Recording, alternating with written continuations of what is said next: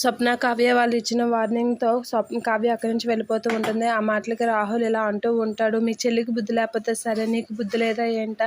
మయం కానీ ఇంట్లో నుంచి బయటికి వెళ్ళిపోతే మాతో పాటు నువ్వు కూడా ఇంట్లో నుంచి బయటికి వెళ్ళిపోతావు, నీకు ఆ విషయం అర్థమవుతుందా అని రాహుల్ స్వప్నతో అంటూ ఉంటాడు. ఆ మాటలకి స్వప్న, మీతో పాటు నేనెందుకు బికారిని అవుతాను, నాకు తాత ఇచ్చిన ఆస్తి ఉంది కదా, ఆ ఆస్తితో కోటీశ్వరురాలు అవుతాను, మీరు ఆ బికారిని అవ్వను కదా అని స్వప్న అంటూ ఉంటుంది. ఆ మాటలకి రాహుల్, ఇంకెక్కడ ఆస్తి, బాగా విర్రవీగుతున్నావులే అని మనసులో అనుకుంటూ ఉంటాడు. అలా అనేసి స్వప్న అక్కడి నుంచి వెళ్ళిపోతూ ఉంటుంది. రుద్రాని అయితే చాలా కోపంతో, నన్ను ఎంత అవమానిస్తారా, ఇన్ని ఇన్ని మాటలు అంటారా, మీ అంతు చూస్తాను, ఎక్కడ ఏది చేయాలో అది చేస్తాను, ఇల్లుని ఎలా తగలబెట్టాలో అలా తగలబెడతానని చెప్పి రుద్రాని అయితే మనసు గట్టిగా అంటూ ఉంటుంది. ఆ మాటలకి రాహుల్ అయితే, మా అమ్మ అనుకుందంటే గట్టిగా వేస్తుంది పెంట, ఏ బాగానే తగలబెడుతుంది ఇంటిని అని చెప్పి అయితే అంటూ ఉంటాడు.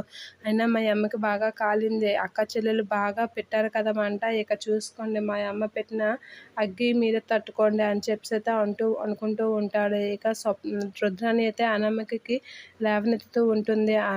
కళ్యాణ్ అప్పు విషయాల గురించి చెప్తూ ఉంటుంది. వాళ్ళిద్దరి మీద కేసు పెట్టి నీ రివెంజ్ తీసుకో, లేదంటే కావ్య లాంటి పరిస్థితి నీకు వస్తుందని చెప్పి అయితే అంటూ ఉంటుంది. ఆ మాటలకి అనామిక కూడా నమ్మేస్తూ ఉంటుంది రుద్రాని మాటలని.